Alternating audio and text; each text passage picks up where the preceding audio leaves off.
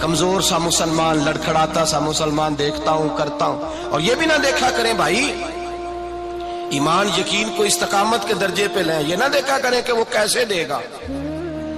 وہ کسی وسیلے کا محتاج نہیں ہے، وسیلے کو پسند کرتا ہے، پر وسیلے کا محتاج وہ بغیر وسیلے کے بھی دے دیتا ہے. ہر آدمی ماں باپ کے ذریعے پیدا ہوتا ہے، اگر پیدا کرنا چاہے تو جناب عیسیٰ کو بغیر باپ کے پیدا کر دیتا ہے.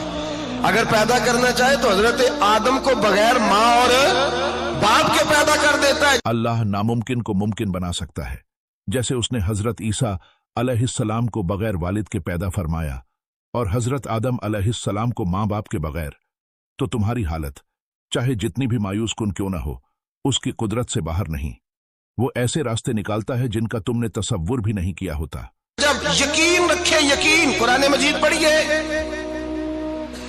حضرت موسیٰ علیہ السلام فرعون کے دربار میں کھڑے ہیں، چاروں جانب دشمن ہی دشمن ہے. جادوگر آ گئے، انہوں نے سانپ چھوڑے. حضرت موسیٰ کے ہاتھ میں ڈنڈا تھا. حضرت موسیٰ کہتے ہیں یا اللہ کیا کروں؟ تو اللہ تعالیٰ نے فرمایا اپنا عصا پھینک دو.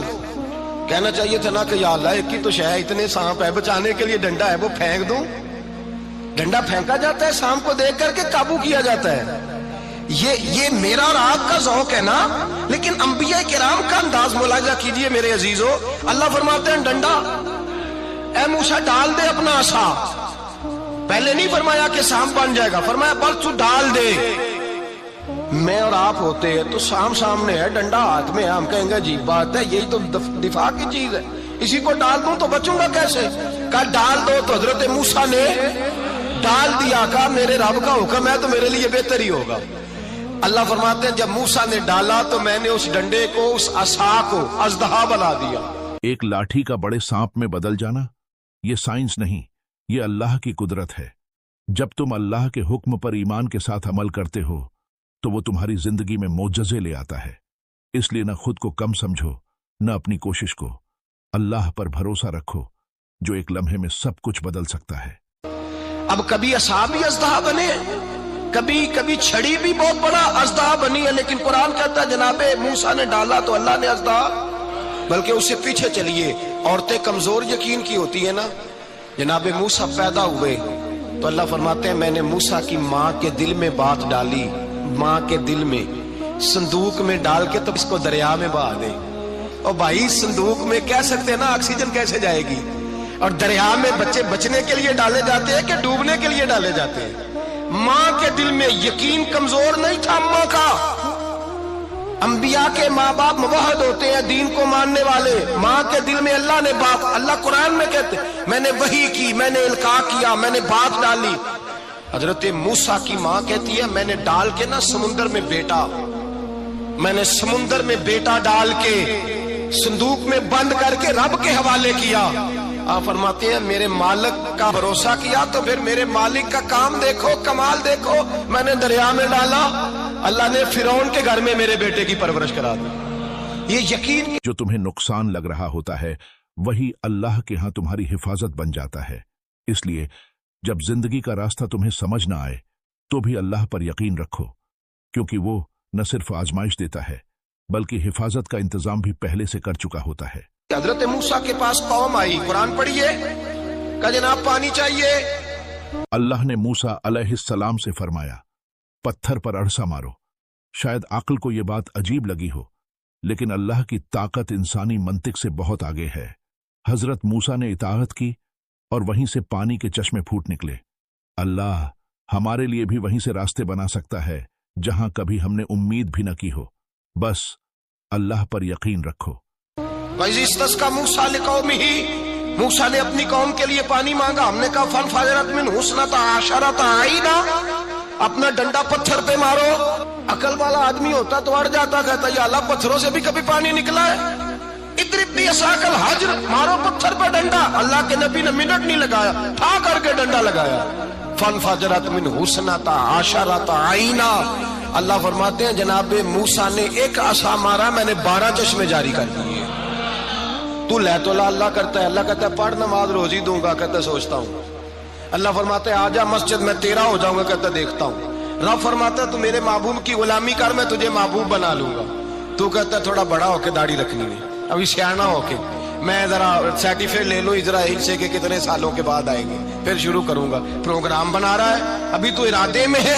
اللہ کے پیغمبر کا ڈنڈا، اور اس سے زیادہ آگے بات ہو گئی، پیچھے فوج لگی ہوئی ہے فرعون کی، مجمع ہے، ہزاروں لاکھوں کا لشکر لے کے، تلواریں نیزے، فرعون پیچھے، آگے دریا آ گیا۔ حضرت موسیٰ علیہ السلام کھڑے ہیں، اب کدھر جائیں؟ اللہ پاک نے فرمایا مارو ڈنڈا۔ کہاں؟ پانی پہ ڈنڈا مارو۔ اب حضرت موسیٰ علیہ السلام پانی پہ ڈنڈا مارے تو پانی ابھرے گا، اس سے زیادہ کیا ہوگا؟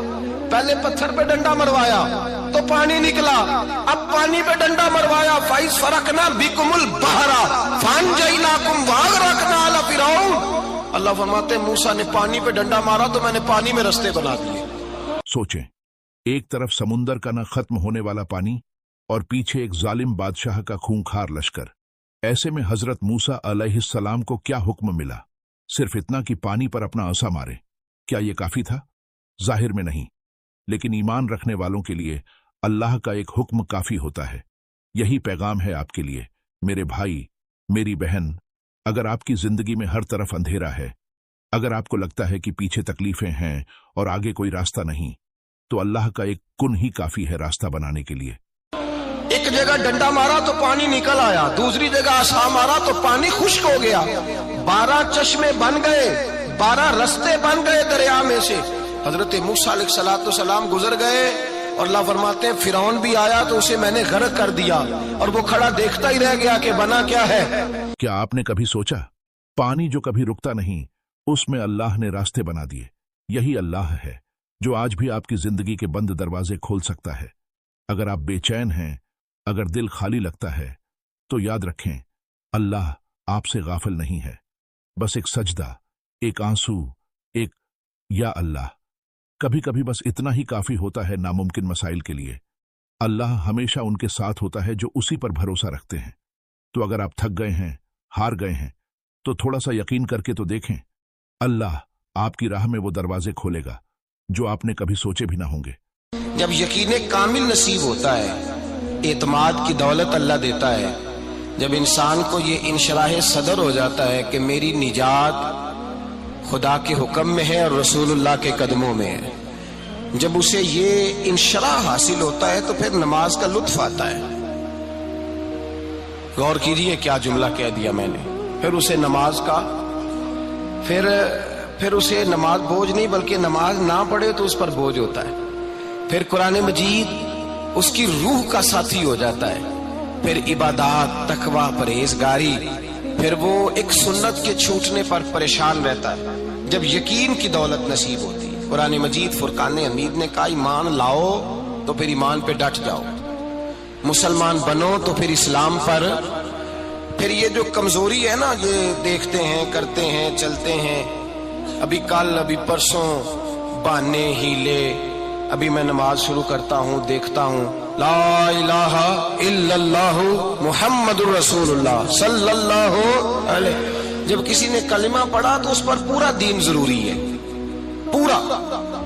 اب وہ یہ نہیں کہہ سکتا کہ تھوڑا تھوڑا کر کے آؤں گا۔ یقین کی دولت نعمت ہے۔ اللہ پاک قرآن مجید میں فرماتے ہیں ان الذین قالوا ربنا اللہ ثم استقاموا، جنہوں نے کہا کہ اللہ ہمارا رب ہے اور پھر وہ اس پر ڈٹ گئے، پھر اس پر وہ کہا تو ڈٹ گئے، کھڑے ہو گئے، نہیں اللہ ہی رب ہے، اللہ ہی دینے والا، اللہ ہی مالک، اللہ ہی ہمارا رازق ہے، رب ہی ہمارا سب کچھ۔ جب ڈٹ گئے تو فرمایا تتنزل علیہم الملائکہ، پھر میں ان کی مدد کے لیے آسمان سے فرشتوں کا نزول فرمایا کرتا ہوں۔ فرشتے کیا کہتے ہیں؟ اللہ تخافوا ولا تحزنوا، غم نہ کرنا، خوف نہ کھانا، وابشروا بالجنۃ التی کنتم توعدون، ہم تو تمہیں اللہ تبارک و تعالیٰ کی اس جنت کی خوشخبری دینے آئے ہیں جس کا رب نے تمہارے ساتھ وعدہ کیا ہوا ہے۔ پھر فرشتوں کا نزول ہوتا ہے، لیکن شرط کیا ہے کہ ایمان لائے، اور پھر ایمان پر پھر یہ نہ سوچے کہ وہ کس طرح دے گا، وہ کیسے عطا کرے گا، وہ میری مدد کس طرح کرے گا، نظام کیسے چلے، ڈٹ جائے۔ اگر آپ تھک چکے ہیں، دل بوجھل ہے اور زندگی بےمانی سی لگ رہی ہے، تو بس ایک بات دل میں بسا لیجئے، اللہ تمہیں کبھی اکیلا نہیں چھوڑے گا۔ وہ رب جو حضرت موسیٰ کے لیے دریا چیر دیتا ہے، وہ تمہارے لیے بھی راستے نکال سکتا ہے۔ غم چاہے جتنا بھی گہرا ہو، अल्लाह की रहमत उससे कहीं ज्यादा है। अंधेरा चाहे जितना भी हो, अल्लाह का नूर उससे ज्यादा रोशन है। सब्र का एक आंसू भी अल्लाह के यहाँ इतना कीमती होता है कि उसी एक आंसू की वजह